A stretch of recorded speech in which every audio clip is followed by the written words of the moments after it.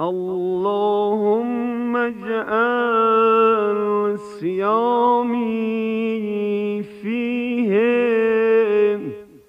صيام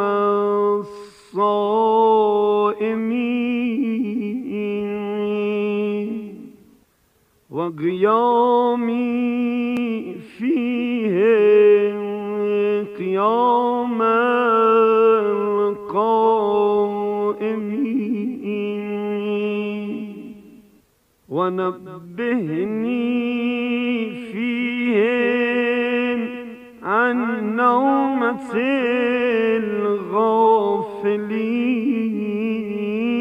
الغافلين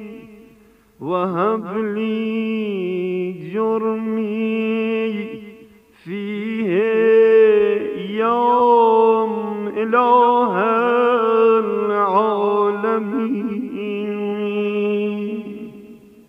واعف عني يا